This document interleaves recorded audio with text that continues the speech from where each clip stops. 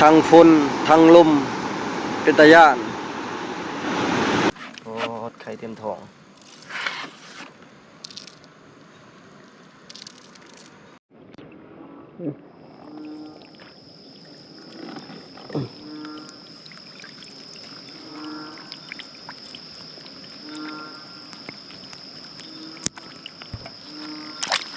แต่กุ๊บน้ำบ่กุ๊บ2 ตัวยังออกอยู่คืนนึงก็เดี๋ยวลายแทบบ่เดือนก็เต็มกระสอบเลยมันลงนี่กำลังเริ่มอึ้งเจาะเลยขึ้นอีกบ่ฟังเลยได้บ่พังประมาณอยู่เลยพอดไป2 ตัวนะโอ้อย่าประมาทนะโอ้พอลงทุนขนาดเลยไปจากตัวคุณ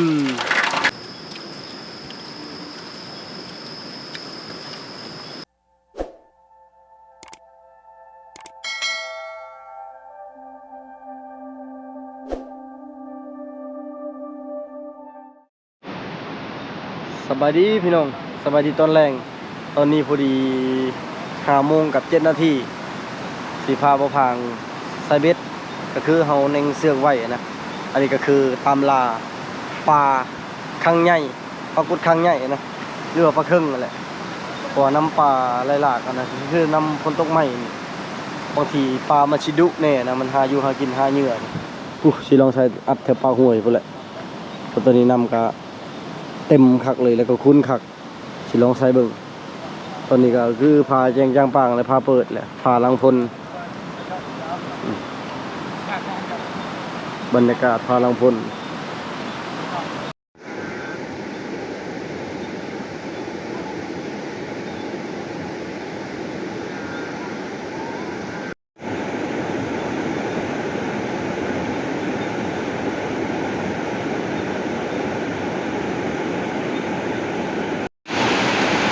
คือว่าตอนนี้น้ำลดลงลายแล้วปะนี่เมื่อกี้นี่นะโอ้ลายแห้งเลย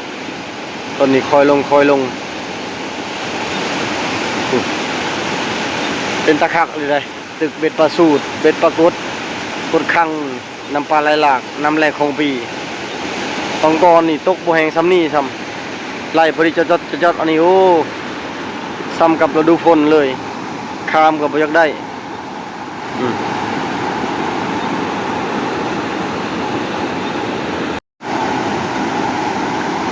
ทั้งฝนทั้งลมเป็นตาย่านสมบัติพายุเข้าอะไร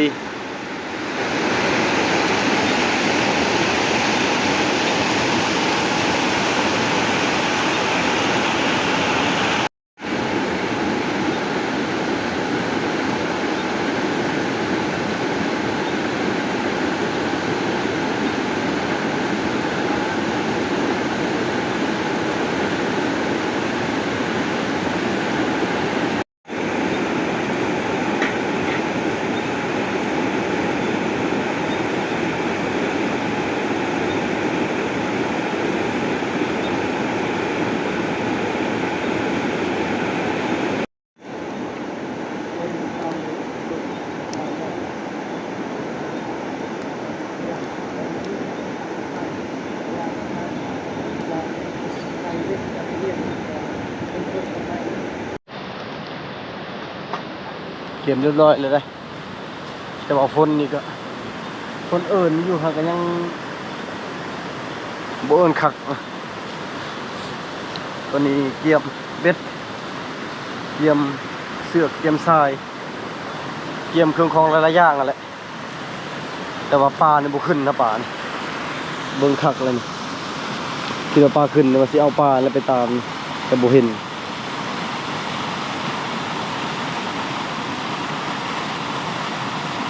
ดีเลยจากชิปชาวโตน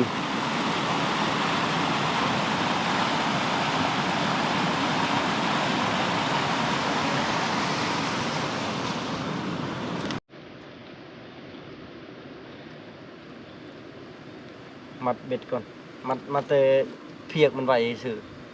เพียกเรือสายมันมัดไว้แล้วก็บัดได้ป่าถึงมัดเบ็ด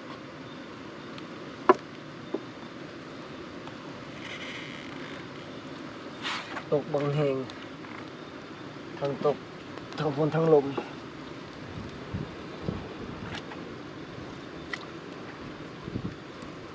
ได้ดอกเลยชัวมันนั้นต้นใหญ่ๆบอกเอาต้นน้อยๆละ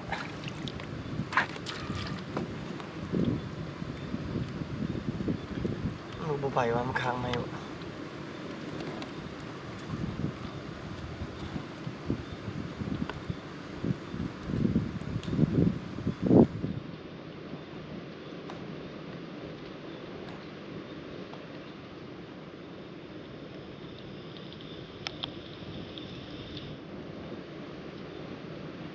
ชิได้เสือกมันน้อย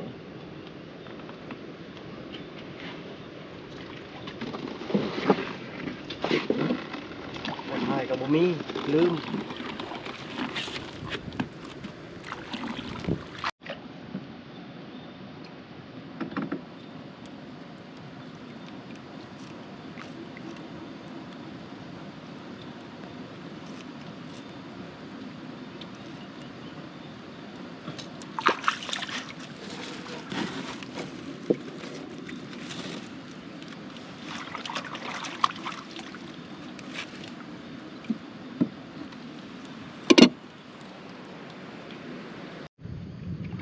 ตอนนี้เน่งไว้3 เซนลองยามมองดูจะได้ป่าไปตามเบ็ดแล้วก็มื้อนี้บ่ได้ไปละแรงมีแต่ไปหาการเอาแหละบัดนี้เพราะว่าฝนตกจน5 โมงป่ายังเช้านะก็เลยไปรัดแรงบ่ได้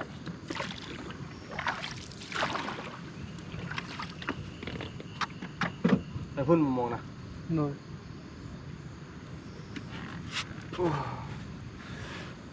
เอามาหรือประมาณโมงนึง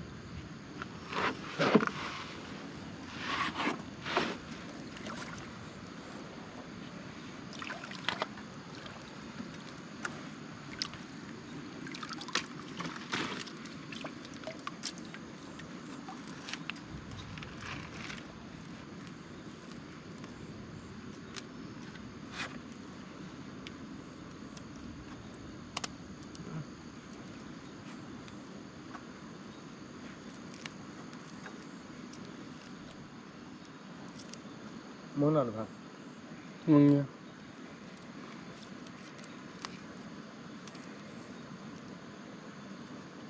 ขนาดไก่กระเป๋าหัวยังเต็มอยู่ขี้เหงื่อนะโอ้ถึงแล้วโอ้คักเลยปลาไหลไก่ปลาไหลไก่จะขึ้นวางไข่เลยโอ้ไข่เต็มท้อง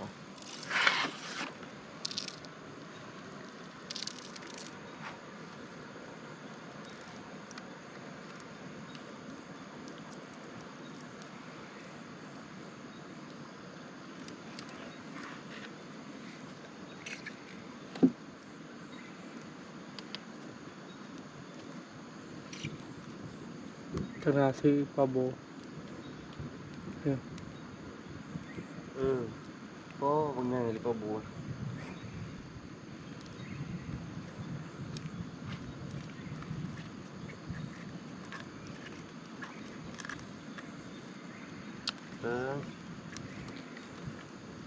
เข้าไปทางใด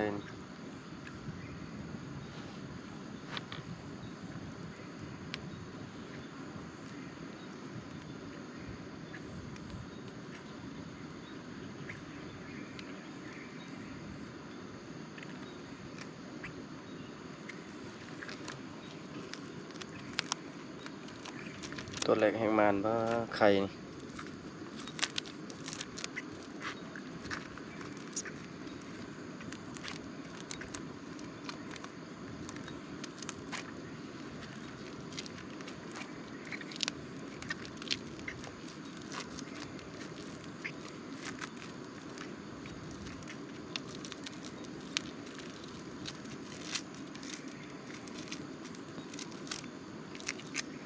เอาชิลปลาตายค่อยปล่อยนะ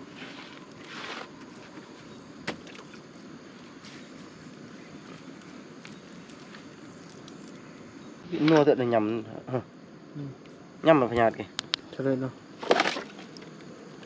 เท่าไร ย่ำเราก็ไปเลยนี่ ก็นัวเหรอ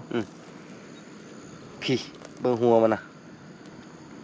ปลาเครื่องเฮ็ดแล้วอ๋อตัวบูใหญ่อะลิ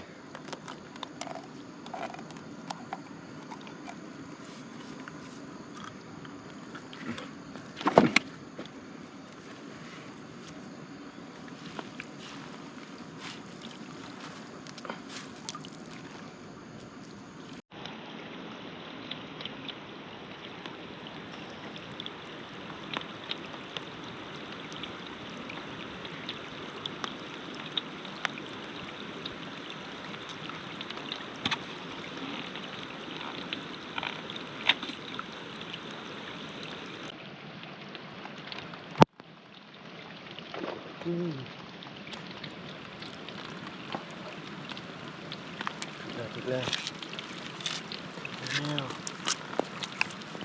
คันคักเลย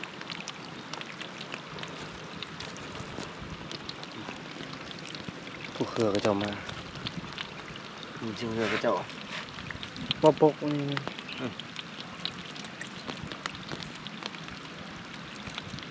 ใหญ่เราปุกเนาะแม่นบ่พอปุก คือ แต่ว่าพอปุกบ่ค่อยใหญ่ คนตกกับบัวเสาซะ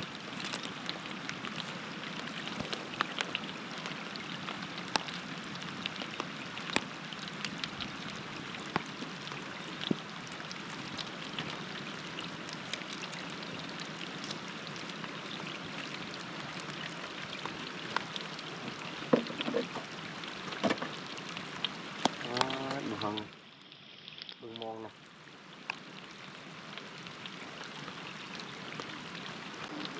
แล้วตัวที่สี่ปลาไหลไก่เอ้ยมองในทิมแล้วมองในบ่พังเสียดายมองนี่กูบ่ทัน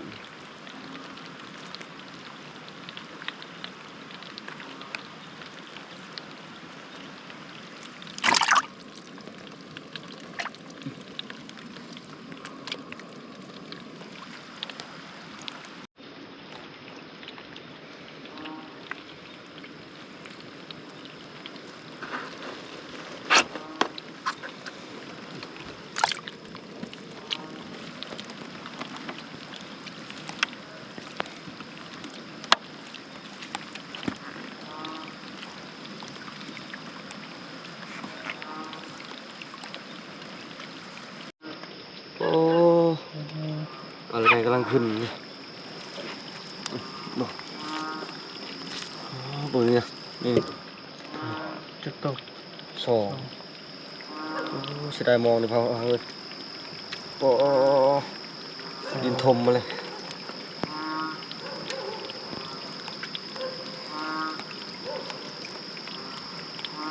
ปลากำลังจะขึ้นห้วยปลาไหลไก่นี่ตัวใหญ่เลย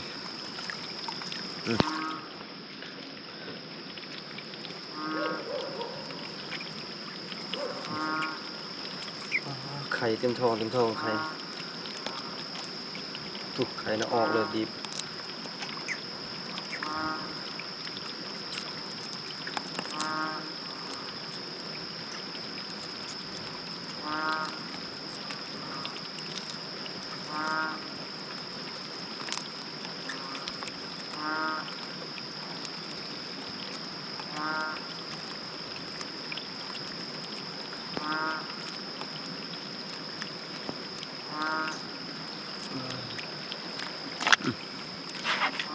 พอกันเนาะ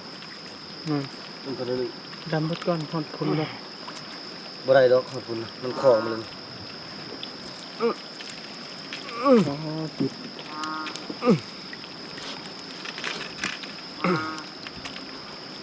เมื่อเช้านี้กับวันนี้ถึกลายเลย โอ้ตรงไหม อ๋อดิสลี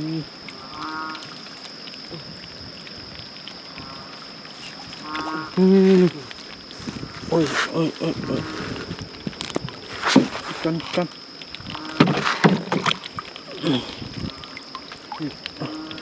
ช่องโตเลยพี่เขามีช่องโตเลย พุดนี่ จุดลายดิปลากำลังจะขึ้นปลา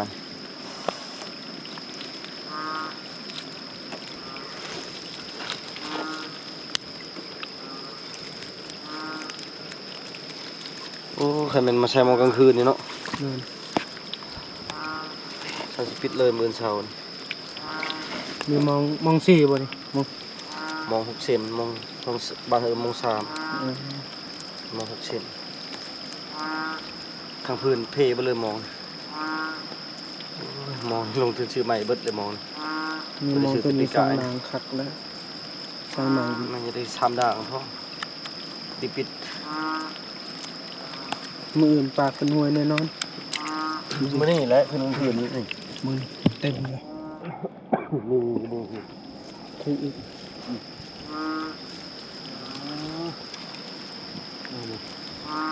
ยี่ลุมก็ถือแล้วเราจะยกบ่เบิด โตโตเลยบอก ก็ไปยัง เลยใกล้ ปลาอะไรไก่เบิดตายแล้วคุณ จะมีตาแล้วบอกเอาตัวเป็นก่อน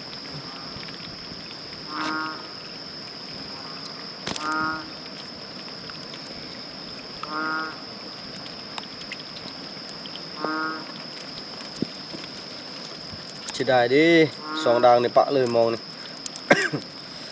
มองนี่มองเขาเสียวซื้อมาให้ตอนเพิ่นมาตอนนั้นเดินไปชิได้มองนี่ ตายใช่ไหม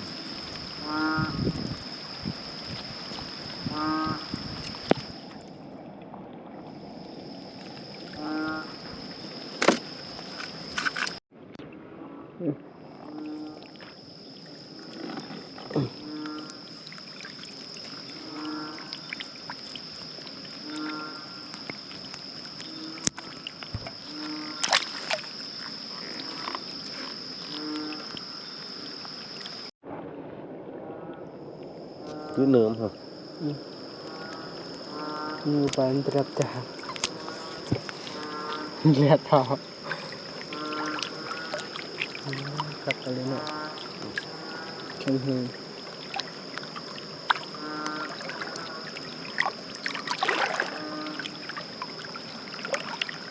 rất là luôn hai này bảo luôn kiểu vật chứ bảo วัดเจอมันตัดสุดเลยมีปลาดุกเนาะ พันไหมออกมามันไม่ได้จักโตเลย ปลาดุกนะ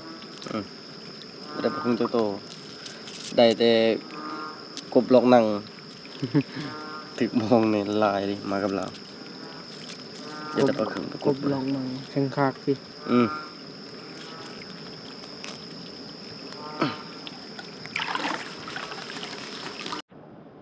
18 โล ใช้คนละให้มาพังใช้ลองใช้ดังหนึ่งส่วนบุญยังเป็นใช้ลายด่าง อ๋อ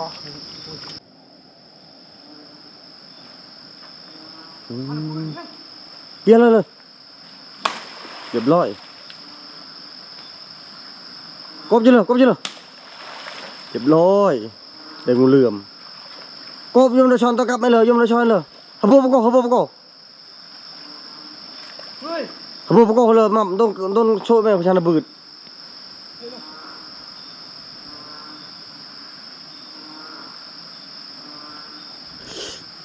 เอาดิงูเหลื่อมเมื่อกี้นี่บ่พังบ่ได้ใช่ไหมโอ้งูเหลื่อมเอาเลยพาดเลยเอาไม้พาดเลยพาดเฮียงเลยเรียบร้อยจับเลยกระโดดเลย เว้น เออ ถืออะไรเนาะ ถือจุ่มน้ำตายเลย มันตายรักเลยว่ะ ไปทางใดเลยบ่นี่ โอ้ยผาก็มี เนาะบ่อแย่งก็มีกินนี่นี่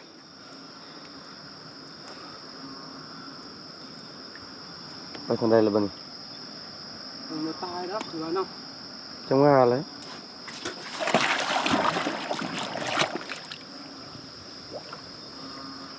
บ่ฟังเก่งอะไรกับมึงฮูน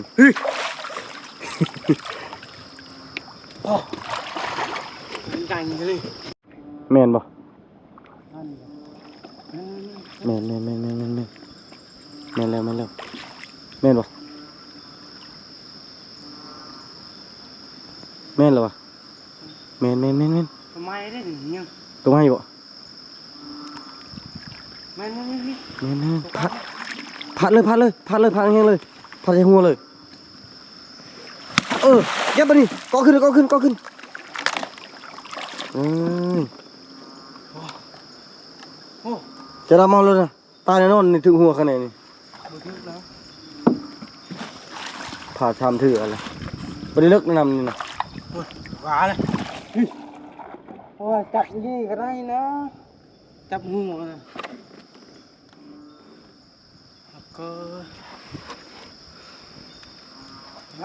เข้าไว้เดสมอนแกงปลาสุกเรียบร้อยแล้วกินข้าวแรงมัน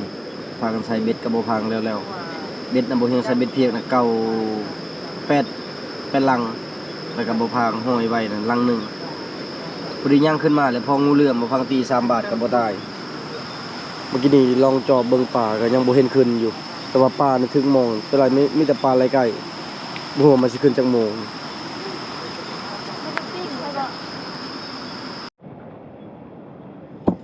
เอาเครื่องโตก็ได้บ่พังบ่เบิดเด้อบ่พักเบิดเด้อยันกินบ่เบิดอันนั้นยังเหลือแต่2คนเฮา เครื่องโตป่ะ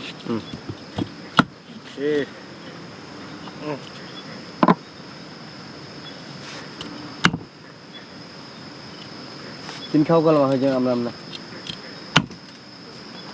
นะ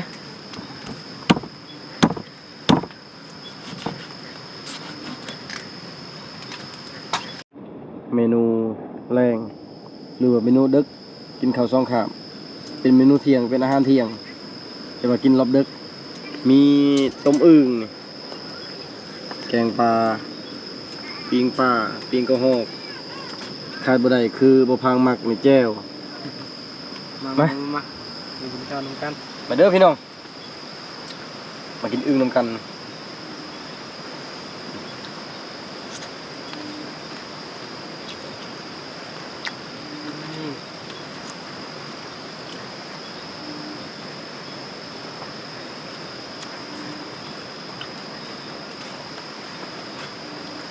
เชียงอึ่งเชียงกบ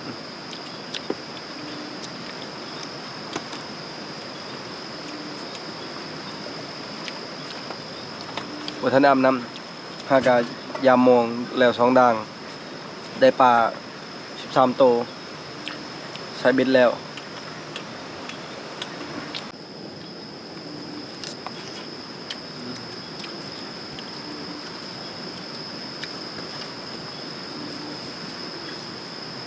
เมื่อไหร่น้องไพ่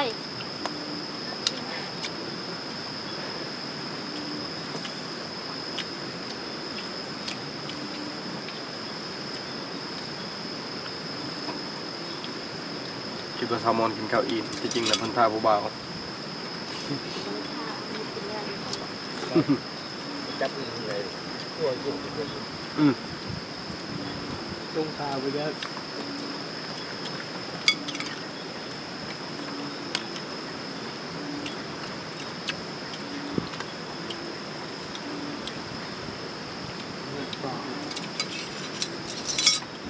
คนอื่นต้องคักอยุ่มันนี่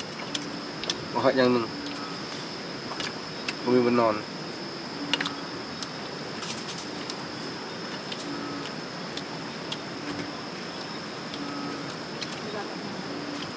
เมื่อยปะ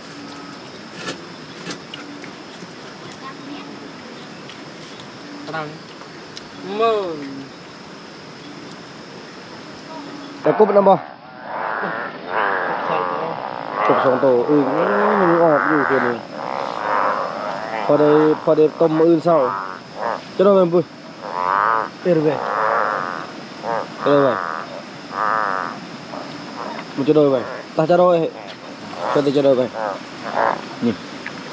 อันนี้คือพอได้อันนี้คือลูกได้ ลูกลายกว่านะ บ่จะบ่อันนี้พอได้กว่าคุณตัวข้างในอยู่คือนี่ ปีนี้มันเห็นจับได้แต่ตัวเดียวพอภาษาเบิดเลยภาษานี่มันบ่ค่อยอยู่นะมันอยู่ได้กับประมาณ2-3 ชั่วโมงวันนี้แหละแต่ก็เบิดก็ใช้แต่มื้อคืนวานนี้ จะมักกระจาย พอดีกินข้าวหากระยาได้ให้เพิ่นอีกจะได้กลับบ่จังนี้ ครับ โอ้กลับพอแห้งพอดบ้านแม่น ถามโมลงที่ภูก่อน จักคนทั้งเบิดน่ะ 10 คนนะ พอไปหลายคนอีหลีถือว่ายังมาอยู่คันเพิ่นมาวานนี้มื้อซื้อนี่แฮงได้หลาย3 คืนแล้วอึ่งออกนะเมื่อคืนนี้ได้ยินเสียงอึ่งเสียงกบเสียงเขียดเสียงคันคากคืนนี้ได้ยินเสียงน้ำไหลแล้วบ่นี่อาบบ่น้ำให้พาไปบ่ อ่ะเว้ย ไปเลยดิฉันได้นำคุณมาเป็นตาลีคันนอกจากจะวังพู้นคุณแล้วก็เย็นนาลีนำคอยบ่อาบได้นำจิตใจรอแล้วบ่นำก็ได้โอ้เดี๋ยวลายแทบบ่เดือนโอ้เต็มกระสอบเลย มันลงนี่กำลัง โอ้เดี๋ยวลายนี่มีแต่บอลเดียวเลย ก็อึ้งออกลายดิเนาะ เงียนคุมเอา 3 คืนนะ แม่ต้นชื่ออีนี่ยาวตัวแม่ เรื่องอึ้ง เฉาะเลย ขึ้นอีกบอกว่าฟังเลย เด้อ เจอลายดินกินกับ2 คาบเลยอึ้งน่ะชนน้อยมันตายนะ ตัวนี้เนาะนี่จะมีตาย ทุกเศษ มันรอดในตัวเข็ดตะปาด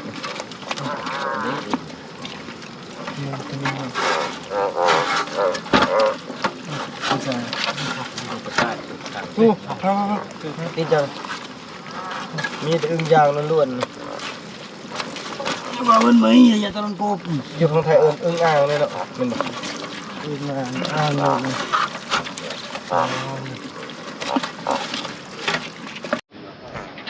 ได้มาบ่พัง มันอยู่เลย ทอดมา2 โตนะ โอ้อย่าประมาทไหม โอ้ปอลงทุนขนาดเลยไปจากโตทุนโอ้ นี่นะอึ้งตัวแม่นะออกลายนะ ลูก ลูกเปื้อนวะ ครับอันนี้จะอึ้งได้เลยอึ้งในไข่นั่นก็มีบ่เดินกลับมาแล้วบ่พังไปจับต่อยังได้ตอนนี้ทีมงานเฮาก็พากันแยกย้ายคือเก่าพี่น้องเอ้ยบ่เดือนไปกับไอ้ผู้ส่วนพันเกิดกับพันเอ็ดก็พากันไปทางนี้ไปหาการ และบ่เฮือกับบ่พางลงไปยิงเอากบยิงกบ3 โตได้2 โตแต่ว่ากบทั้งเบิดหันมี5 โตกบนี่ออกลายกว่าคืนวันนี้อีกกบแล้วก็อึ่งแต่ว่าไฟสายเพิ่นเบิดนี่ยิงเหลือไฟสายตัวนี้อย่าไปการก็บ่ได้นี่โอ้สิได้นะไฟสายน่ะนี่อึ่งนี่หาจับคืนนี้สิได้ลายก็คืนวันนี้อีกนี่น่ะอึ่งนะนี่รถนี่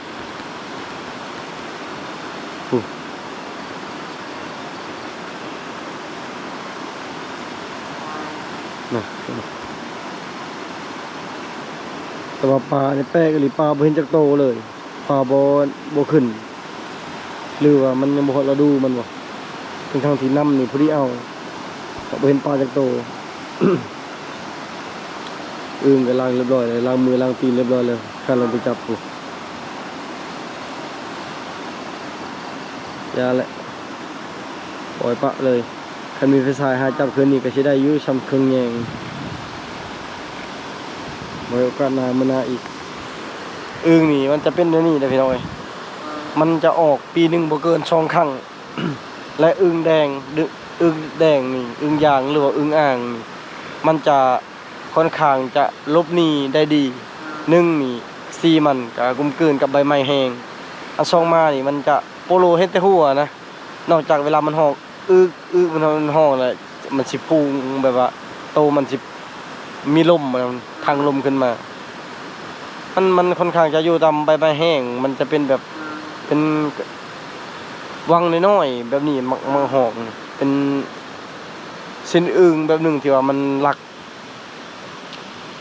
ที่ว่ามื้อนี้ก็ได้ใส่เบ็ดไว้กับบ่พางเกาลังเกาด่างมีแต่มื้ออื่นเช้าพุ่นแหละลองลุ้นว่าสิได้หรือบ่แล้วก็มองนี่เฮาบ่หวังแล้วมองมันเพมันขาดหลายแล้วก็งูบ่ได้บ่พังจะได้งูเหลื่อมตี3 บาทบ่ถึกมีแต่แบบนี้แหละพี่น้องเอ้ยพังเบิ่งว่าปลามันขึ้นหรือบ่คอยจอกๆเบิ่งแลคืนนี้นะเพราะว่ายังเหลือแต่4คนอยู่นี่น้องไผแล้วก็สาวมอนบ่พังแล้วก็บ่เฮียงตอนนี้ทีมงานเรา2คนนั้นมาฮอดแล้วบ่ฮู้ว่าเพิ่นได้หยังแหน่บ่ได้ถามเพิ่นเลยบ่เฮียงก็บ่ได้ไปกับบ่พังคืนนี้มีแต่นอนและอีก2คนนั้นแม่นบ่เห็นมาหาที่นอนพุ่นแล้วนอนพุ่นแล้วก็ท่าดักตอนเช้าเลยนะนอนกุ้งไห้ไปเลย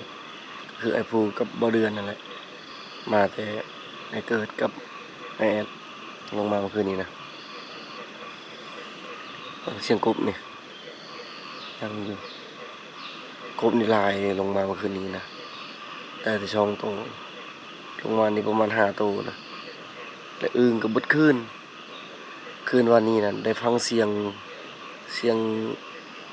เขียดห้องกบห้องอึ่งห้องคืนนี้ได้ฟังเสียงน้ำไหลพี่น้องเอ้ยซ้ำกับฤดูฝนเลยแต่ว่าปลาเนี่ยบึดคืนบ่เห็นคืนจักโตเลยงึดคือกันหรือว่าประทันหอบช่วงฤดูของมันบ่จักจะได้ก็แล้วแต่พี่น้องเอ้ยสำหรับคลิปวิดีโอนี้ขอจบไว้เพียงเท่านี้ก่อนก่อนอื่นก็ขอขอบใจพี่น้องทุกคนที่เป็นกำลังแห่งใจให้ผมเฮียงทำติดตามในพี่ต่อไปทุกท่านเด้อบาย